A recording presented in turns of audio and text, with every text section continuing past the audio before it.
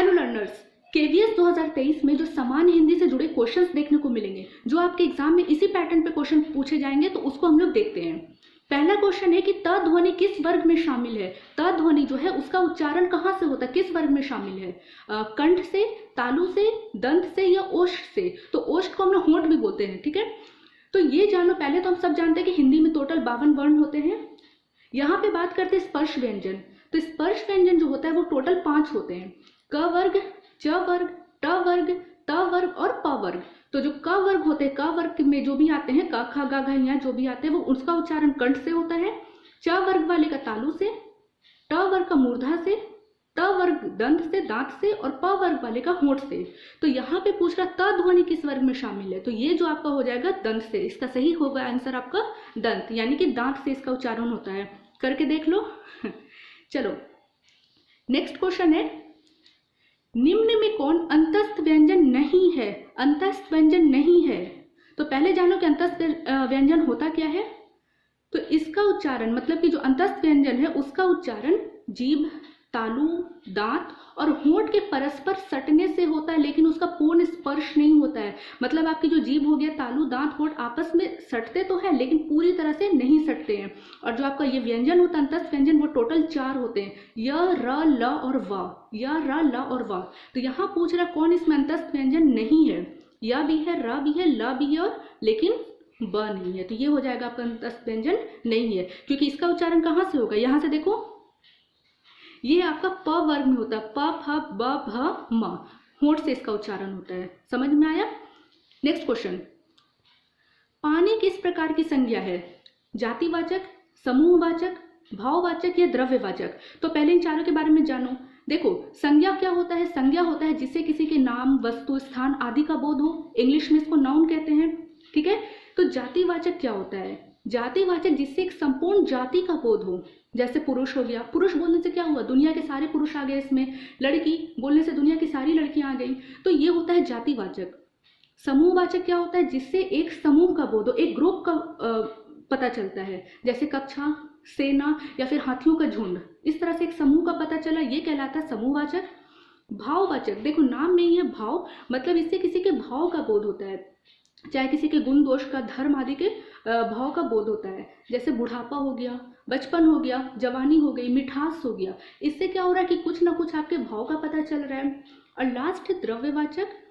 द्रव्यवाचक जिसको हम लोग गिन नहीं सकते, नाम ही है द्रव्य। द्रव्य मतलब क्या होता है? लिक्विड होता है, जिसको हम लोग काउंट नहीं कर सकते। जैसे हो गया दूध, तेल, ये सब चीज को हम काउंट नहीं कर सकते। तो क्वेश्चन है कि पानी किस प्रकार की संज्ञा, जातिवाचक, समूहवाचक, भाववाचक या द्रव्यवाचक? तो इसका सही आंसर हो जाएगा द्रव्यवाचक। क्लियर है। अगला क्वेश्चन देखो, सारे क्वेश्चंस आपके बहुत इंपॉर्टेंट और केवीएस में आपको ऐसे ही क्वेश्चंस देखने को मिलेंगे। तो आप लोग मेरे साथ साथ लगाते जो, कमेंट में बताओ कि आपने कितना सही किया है। पत्ता पेड़ से गिर गया, पत्ता पेड़ से गिर गया, इस वाक्य में कौन कारक है? कर्ता कारक, कर्म कारक, करण कारक या अपादान कारक? तो पहले हम जानते हैं कि कारक क्या होता है, जिसमें आपकी विभक्ति होती है। कर्ता ने कर्म को करण से संप्रदान के लिए, अपदान से संबंध का के की, अधिकरण में पर, और संबोधन हे अहे अहो, ठीक है, ये आपके होते हैं। तो यहाँ पे है कर्ता ने कर्म को, ये दोनों ऑप्शन तो ऐसे ही एलिमिनेट हो गया।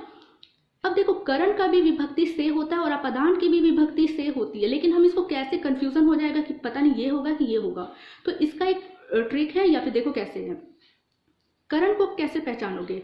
करण कारक में क्या होता है? क्रिया के साधन का बोध हो। क्रिया मतलब वर्ब, अगर उसका कोई साधन का बोध हो रहा, किसी के थ्रू हो रहा है, तब हम वहां पे करण कारक लगाएंगे। जैसे मैंने पेंसिल से चित्र बनाई, तो चित्र बनाना एक क्रिया हो गई, और किससे बनाई? तो पेंसिल से बनाई। तो वहां पे क्या हो रहा है? क्रिया के साधन का बोध हो रहा है, ठीक है। और अपदान किसको कहते हैं? अपदान की विभक्ति से होती है, ठीक है। लेकिन यहाँ पे क्या होता है, जब कोई चीज अलग होता है, मतलब वहां पे पृथकता होती है, अलगाव होता है दोनों के बीच में, मतलब अलगाव होता है, या फिर तुलना होता है, कंपैरिजन होता है, तब वहां पे अपदान कारक लगता है। जैसे क्वेश्चन देखो, पत्ता पेड़ से गिर गया, तो पत्ता जब पेड़ से गिर रहा है तो वहां से क्या हो रहा है? दोनों के बीच में अलगाव हो रहा है, दोनों अलग हो रहा है। क्लियर है। तो ये हो जाएगा आपका अपदान कारक, ठीक है। या मैं दिल्ली से वापस आ गई, तो दिल्ली से वापस आ गई, मेरा वहां से अलगाव हो गया। तुलना की बात कैसे होती है? मैं इस टीचर से पढ़ती हूँ क्योंकि वो उससे बेहतर है, तो दो चीज़ों में कंपैरिजन हो गया, तो इससे बेहतर है ना, उससे बेहतर, इस तरह से जो हम लोग बोलते हैं, तो वहाँ पे जो से लगा वो हो गया पदान, क्योंकि यहाँ पे तुलना हो रही है। क्लियर है? होप आपको कारक से रिलेटेड चीज़ें समझ में आई हैं। अगला क्वेश्चन देखो, हर टॉपिक से एक एक क्वेश्चन को उठाने की कोशिश की ताकि आपका कंसेप्ट जो होता है वो क्लियर हो जाए। नेक्स्ट है, जिसकी लाठी उसकी भैंस, बहुत प्रोवर्ब है, लोकोक्ति है।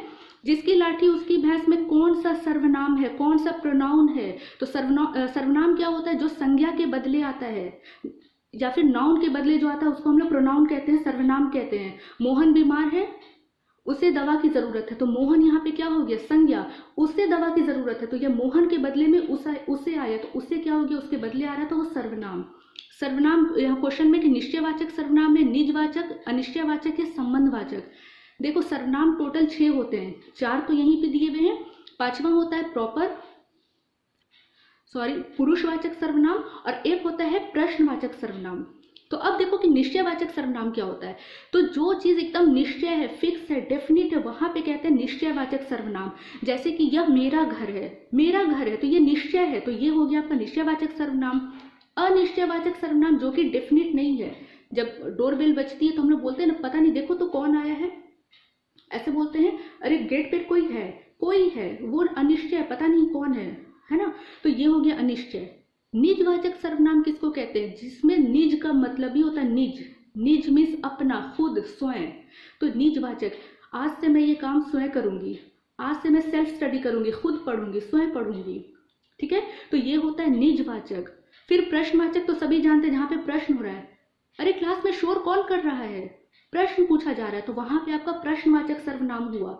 और संबंधवाचक जो होता है, जहां पे संबंध बनता है, दो के बीच में संबंध बनता है, उसको कहते हैं संबंधवाचक। जैसे जिसकी लाठी उसकी भैंस, यहाँ पे जिसकी और उसकी यहाँ पे संबंध बन रहा है, तो ये हो जाएगा आपका संबंधवाचक सर्वनाम। क्लियर है? जैसा बोगे वैसा पाओगे, जैसा बोगे वैसा ही पाओगे, यानी जैसा और वैसा के बीच में संबंध बना, आप जैसी मेहनत करोगी वैसी सफलता मिलेगी। क्लियर हो गई? तो ये होता है आपका संबंधवाचक सर्वनाम। होप ये क्लियर हुआ हो। नेक्स्ट क्वेश्चन की ओर देखते हैं।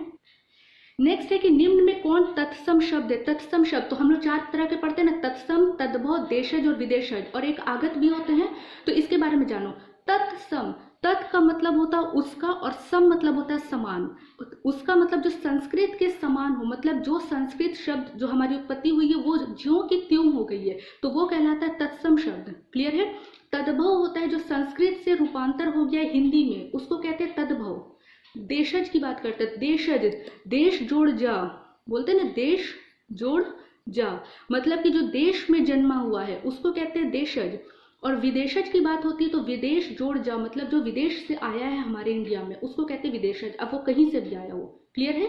तो क्वेश्चन में कह रहा है तत्सम शब्द कौन है? पहला है सपना, सपना नहीं है, सपना क्या आपका तद्भव हो गया, क्योंकि सपना को हम लोग संस्कृत में क्या कहते हैं? स्वप्न, इसको स्वप्न कहते हैं। रात को कहते हैं रात्रि, रात्रि कहते हैं। लोहा होता है लौह, लौह कहते हैं। लेकिन पुष्प क्या आपका? तत्सम शब्द है, क्योंकि पुष्प को हम लोग हिंदी में कहते हैं फूल। क्लियर हो गया? तो यहां पे इस तरह से आपको पहचानने में आएगा। नेक्स्ट क्वेश्चन देखो, निम्न में कौन वायु का पर्यायवाची शब्द नहीं है? वायु, वायु मतलब हवा, एयर, इसका पर्यायवाची शब्द नहीं है। तो पर्यायवाची शब्द का पर्याय का अर्थ ही होता है जो समान, जिसका सेम अर्थ हो। अनिल, अनिल मतलब भी हवा होता है। समीर, समीर मीन्स भी हवा।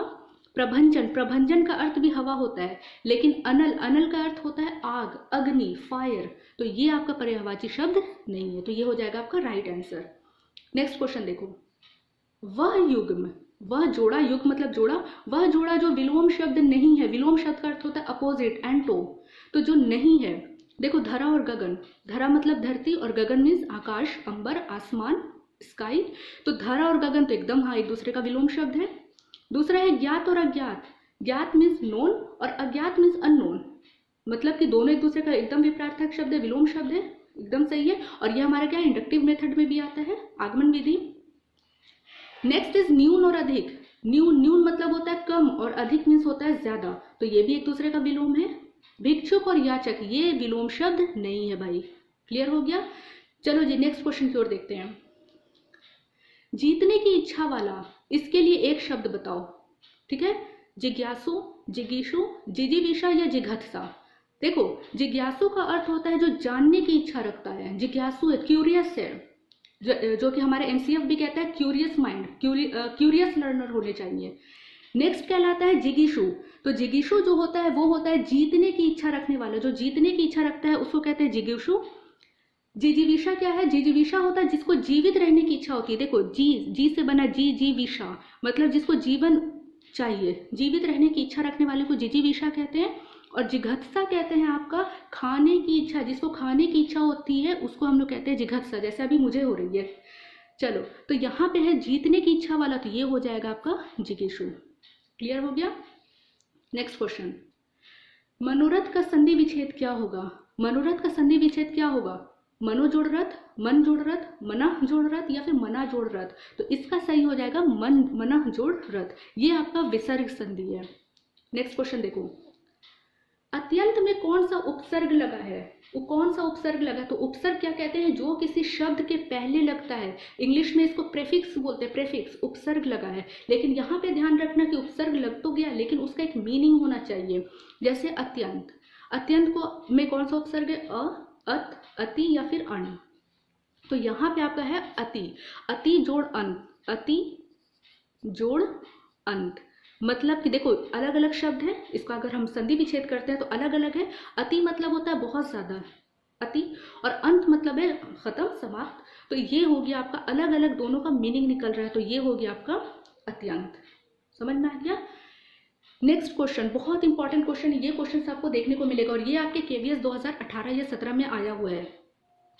क्वेश्चन है कि निम्नांकित में कौन शब्द स्त्रीलिंग नहीं है? तो जो नहीं है मतलब स्त्रीलिंग नहीं है, मतलब हमको चाहिए कि कौन पुल्लिंग शब्द है। स्त्रीलिंग क्या होता है? फेमिनिन, और पुल्लिंग क्या होता है? मैस्कुलिन। इंग्लिश में देखो, अंगूठी, भूख, कवित्री या दही, इन चारों में बताना है जी कि कौन पुल्लिंग है, मतलब कि स्त्रीलिंग नहीं है, इट मीन्स कि कौन पुल्लिंग है। अंगूठी, अंगूठी हमारा स्त्रीलिंग होता है। बोलते हैं ना मेरी अंगूठी खो गई, अरे मेरी अंगूठी तो बहुत ढीली हो रही है, बोलते हैं। तो ढीली, खो गई, ये क्या हो गया आपका? स्त्रीलिंग हो गया। भूख, मम्मी जल्दी से खाने को, तो मुझे भूख लगी है, भूख लगी है, भूख लगा है बहुत लोग बोलते हैं, गलत बोलते हैं, भूख लगी है। भूख क्या है? हमारा स्त्रीलिंग शब्द है। नेक्स्ट इज कवित्री, ये तो बहुत ऑब्वियस सी बात है। कवि क्या होता है? पुल्लिंग, और कवि का स्त्रीलिंग होता है कवित्री। पोएट, पोएट का स्त्रीलिंग होता है पोएटिस। इंग्लिश की बात हो रही है। ये चीज इसलिए मैंने लिखा है क्योंकि बहुत बार इसका आ जाता है वर्तनी में, कवित्री इस तरह से लिखाता है, अच्छे से आप लोग देख लो, क व य हर्षई और त्र दीर्घई। क्लियर है? और दही, तो दही आपका पुल्लिंग होता है, दही खट्टा है, ठीक है, तो ये आपका पुल्लिंग है। तो जहां पे भी स्त्रीलिंग और पुल्लिंग आप कंफ्यूज करो कि पता नहीं कौन शब्द, आप उसको अपने हिसाब से एक सेंटेंस बना लो, हिंदी में एक सेंटेंस बना लो, आपको ऑटोमेटिक क्लियर हो जाएगा। चलो अगला क्वेश्चन देखते हैं। अभी हम लोग बात कर रहे थे वर्तनी से, उसी से रिलेटेड है। निम्न में किस शब्द की वर्तनी ठीक है? प्रचार, प्रचार, पराचार या परिचार। तो देखो, प्रचार का अर्थ होता है एडवर्टाइज करना, ये भी आपका केवीएस का क्वेश्चन है, तो इसका सही वर्तनी होगा ये प्रचार, ठीक है, ऐसे लिखाता है। नेक्स्ट आपका ये भी केवीएस का क्वेश्चन है। मुहावरा है, एक मुहावरा दिया हुआ है, तलवा सहलाना का सही अर्थ बताओ। तलवा सहलाना या तलवा चाटना, इसका सही अर्थ बताओ। दवा लगाना, उपचार करना, खुशामद करना या सुलाने की कोशिश करना। नहीं भाई, सुलाने की कोशिश नहीं करिए, यहाँ पे खुशामद किया जा रहा है। क्लियर है? नेक्स्ट क्वेश्चन की ओर देखते हैं। देखो नेक्स्ट क्वेश्चन है कि निम्न में किस शब्द में निये प्रत्यय नहीं है? निये प्रत्यय नहीं है। देखो अभी हमने बात की थी उपसर्ग की, तो उपसर्ग क्या होता है? किसी शब्द में पहले लगता है, प्रत्यय जो है वो किसी शब्द में बाद में लगता है। इसको इंग्लिश में कहते हैं सफिक्स। याद रखना, पी हो गया पहले आता है, अल्फाबेट में पी पहले आता है, एस बाद में आता है, तो पी हो गया प्रीफिक्स जो कि उपसर्ग है, और एस हो गया सफिक्स यानी कि जो कि प्रत्यय है। हिंदी इंग्लिश दोनों, क्योंकि ग्रामर तो दोनों में सेम ही है। तो किस शब्द में निये प्रत्यय नहीं है? तो आदरणीय, आदरणीय, आदर जोड़ लिए, मतलब जो आदर करने योग्य होते हैं, बिल्कुल इसका अपना अर्थ हो रहा है। पूजनीय, पूजनीय क्या, जो पूजनीय योग होते हैं, मतलब जो जिस पूजा करने लायक जो होते हैं वो पूजनीय हो गए। शोचनीय भी है, जो सोचने लायक है। लेकिन पानीय, पानीय का अलग अलग तोड़ दो तो पान जोड़िए, कुछ नहीं बनता है। तो ये हो गया आपका, जिसमें प्रत्यय नहीं है। क्लियर हो गया? अगला देखो, ढ वर्ण किस वर्ग का है? क वर्ग का, च वर्ग, प वर्ग या ट वर्ग? अभी हमने इसके बारे में जाना था। यहाँ पे अभी हमने देखा था कि क वर्ग कंठ से होता है, च वर्ग तालु से, ट वर्ग मूर्धा से, त वर्ग दंत से और प वर्ग होंठ से। क्वेश्चन पूछ रहा है कि आपका ढ कौन से वर्ग में आता है? तो ढ आपका है इसमें ट वर्ग में आता है, ट ठ ड ढ न। क्लियर है? तो इसका उच्चारण होगा आपकी मूर्धा से। तो ये जो हो जाएगा इसका सही हो जाएगा ट वर्ग में, ट ठ ड ढ न। क्लियर है? इस तरह से आप बता सकते हो और इसको हम लोग स्पर्श व्यंजन कहते हैं। अगला देखो, एक कहावत है जो कि बहुत ही फेमस कहावत है, एक तो करेला दूजे नीम चढ़ा। एक तो करेला है ऊपर से नीम चढ़ा, बहुत कॉमन प्रोवर्ब है। करेला और नीम दोनों बहुत हेल्दी चीजें हैं। तो देखो, दोगुनी फायदेमंद वस्तु, अत्यंत स्वास्थ्यवर्धक चीज। हाँ जी, स्वास्थ्यवर्धक तो है, लेकिन ये कहावत है तो कहावत का अर्थ ऐसे नहीं होता है। इसका अर्थ हो जाएगा बुरे के साथ और बुरे का मेल। मतलब एक तो करेला था, ये बुरा था ही, ऊपर से और बुरा हो गया। एक तो गुस्वर है ये, ऊपर से उसमें एटीट्यूड भी है। करेला तो है ये, ऊपर से नीम चढ़ा है। तो ये हो जाएगा आपका सही। अगला देखो, अगला आपको समास क्लियर हो जाएगा। देखो, नवरत्न में कौन सा समास है? नवरत्न जो है नौ में कौन सा समास है? तो नवरत्न, 9 रत्नों का समूह जिसमें 9 रत्न होते हैं। तो यहाँ पे देखो, द्वंद्व समास होगा, तत्पुरुष समास, द्विगु समास या अव्ययी भाव समास होगा। देखो, इसको पहचानने का एक ट्रिक है, बहुत सिंपल सा ट्रिक है। द्वंद्व समास होता है, द्वंद्व का अर्थ होता है युग्म, जोड़ा। क्लियर है? अब यहाँ पे पहचानने का ट्रिक बहुत आसान है। जैसे अगर हो गया हम लोग माता पिता लिखते हैं, सपोज करो माता पिता, ऐसे हमने लिखा। तो देखो, माता के बीच में क्या संयोजक चिन्ह है, आपका चिन्ह है माता डैश पिता, हम लोग ऐसे लिखते हैं। तो इसको क्या पढ़ा जाएगा? अगर ऐसे हम तोड़ दे तो लिखेंगे ना माता और पिता। तो यहाँ पे और क्या है? आपका लोप है, मतलब और आपका छिपा हुआ है। तो जहाँ पे भी इस तरह से लिखा रहे जो कि दो एक दूसरे का अपोजिट हो, तो समझ जाना वहाँ पे द्वंद्व समास है। ठीक है? जहाँ पे दो के बीच में डिफरेंस है, माता पिता, सुख चैन, सुख डैश चैन, ऐसे हो गया आपका। दिन रात, तो दिन और रात ऐसे पढ़ते हैं, लेकिन दोनों एक दूसरे का अपोजिट है। तो जहां पे भी इस तरह की बात आ जाएगी वो होगा आपका द्वंद्व समास। फिर है आपका तत्पुरुष समास। तो तत्पुरुष समास क्या होता है? जिसमें बाद का पद प्रधान होता है, बाद का पद प्रधान होता है। ठीक है? और दोनों पद के बीच कारक चिन्ह का लोप होता है। जैसे रसोई घर, रसोई के लिए घर, पाठशाला, पाठ के लिए शाला, शाला में से स्थान, पढ़ने की जगह। तो ये हो जाता है आपका तत्पुरुष समास। द्विगु समास क्या होता है इसके बारे में जानो। द्विगु, द्विगु जो होता है जहां पे आपको काउंटिंग आ जाए, ट्रिक है पहचानने का कि जहां पे भी काउंटिंग आ जाए। नवरत्न जैसे आपका द्विगु समास है, या फिर आपका जैसे हो जाएगा पंचतत्व, है ना, या त्रिरत्न, या आपका हो जाएगा तिरंगा, त्रिभुज, तो 3 भुजाओं वाला त्रिभुज है, चौराहा 4 राहों वाला। तो जहां पे भी काउंटिंग हो रहा है वो आ जाएगा आपका द्विगु समास। क्लियर है? और अव्ययी भाव समास में क्या होता है? जिसमें पहला पद प्रधान होता है, पहला पद प्रधान होता है और समस्त पद क्रिया विशेषण का कार्य करता है। क्रिया विशेषण में जो क्रिया की विशेषता बताता है एडवर्ब। जैसे यथाशक्ति, यथाशक्ति जैसे हमने बोला, तो यथाशक्ति, यथा मीन्स होता है अनुसार और शक्ति, शक्ति के अनुसार। तो पहला शब्द आपका प्रधान है और दूसरा उसका क्या हो रहा है? विशेषता, क्रिया की विशेषता बता रहा है। तो वो हो जाएगा अव्ययी भाव समास। जैसे प्रतिदिन, हर दिन, है ना, दिनम दिनम प्रति, जिसका संस्कृत में होता है। तो ये यहाँ पे आपको पूछा नवरत्न में कौन सा समास है, तो ये हो गया आपका द्विगु समास। चलो अगला क्वेश्चन देखते हैं। निम्न में कौन वाक्य शुद्ध है? ऐसे क्वेश्चंस आपको देखने को हरदम से मिल जाएंगे। कौन सा सेंटेंस आपके करेक्ट है, बताना है कि कौन करेक्ट है, इनकरेक्ट है। तो ये आपको वर्तनी से रिलेटेड होती है। पहला है, उसने सामाजिक पाप किया है। उसने सामाजिक पाप किया, नहीं, गलत है, क्योंकि यहाँ पे पाप नहीं होगा। उसने सामाजिक अपराध किया है, उसने राजनैतिक अपराध किया है। समझ में आया? नेक्स्ट है, नीचे लिखे निम्नलिखित वाक्यों को पढ़े। भाई निम्नलिखित बोलना ही काफी है। निम्न का मतलब ही हुआ और लिखित, निम्नलिखित मतलब जो नीचे लिखा गया है। तो निम्नलिखित वाक्यों को पढ़ना ही काफी है। नीचे लिखे ये आपका गलत है, तो ये भी नहीं हुआ। नेक्स्ट है, सुनीता कितनी सुंदर लिखती है। भाई सुनीता लड़की है तो ना ना ना, यहाँ पे कितनी नहीं लगेगा, यहाँ पे कितना सुंदर लिखती है। सुनीता कितना सुंदर लिखती है, तो ये भी आपका गलत है। लास्ट वन इज, वाह कितना सुंदर दृश्य है। बोलते हैं ना लोग, कोई चीज़ को अमेज हो जाते हैं, अरे वाह कितना खूबसूरत नज़ारा है ये, ऐसे बोलते हैं। तो ये आपका सही है, ये सेंटेंस सही है। लेकिन यहाँ पे शर्त ये है कि यहाँ पे मार्क्स ऑफ एक्सक्लेमेशन रहना चाहिए। अगर यहाँ पे आपके कॉमा रहते, फुल स्टॉप रहते या और कोई चिन्ह रहते, तब आपका गलत हो जाएगा। जहाँ पे मार्क्स ऑफ एक्सक्लेमेशन वाला होगा, विस्मयादि बोधक चिन्ह होगा, तो वहाँ पे ये रहना ज़रूरी है। समझ में आ गया? चलो अगला क्वेश्चन देखते हैं। काली घटा का घमंड घटा, इसमें कौन सा अलंकार है? काली घटा का घमंड घटा, अनुप्रास अलंकार, उपमा अलंकार, यमक अलंकार या अतिशयोक्ति अलंकार, चारों में कौन सा अलंकार है बताओ। देखो काली घटा, घटा मतलब यहाँ पे बादल, और घमंड घटा, घमंड घट गया। अब पहले जान लो ये चारों अलंकार के बारे में। तो अनुप्रास अलंकार होता है जहाँ पे एक ही चीज, मतलब एक लाइन में एक ही वर्ण की आवृत्ति बार बार होती है, मतलब एक ही वर्ण बार बार रिपीट होता है, वो हो जाता है आपका अनुप्रास अलंकार। चंदू के चाचा ने चंदू की चाची को चांदनी रात में चांदी के चम्मच से चटनी चटाई, चा की आवृत्ति हो रही है इस पूरे लाइन में, तो ये हो जाता है आपका अनुप्रास अलंकार। उपमा अलंकार की बात करते हैं। उपमा का अर्थ होता है जब किसी चीज की तुलना की जाती है, तुलना की जाती है, झील सी नीली आंखें, चांद सा रोशन चेहरा, समझ रहे हो। तो यहाँ पे किसी से तुलना की जा रही है और बीच में आपका सा आ रहा है, झील सी, चांद सा, तो यहाँ पे हो जाएगा उपमा अलंकार। नेक्स्ट वन इज यमक अलंकार। यमक का अर्थ होता है जब एक ही वर्ड में, मतलब सॉरी एक ही लाइन में, एक ही सेंटेंस में एक ही वर्ड 2-3 बार आ रहे हैं लेकिन हर बार उसका मीनिंग अलग होता है, तब वहाँ पे यमक अलंकार हो जाता है। सोना कितना सोना है, सोने जैसा तेरा मन, सब गाना से तो जल्दी जल्दी याद हो जाता है। तो यहाँ पे 2-3 बार सोना आया लेकिन हर बार उसकी मीनिंग अलग है।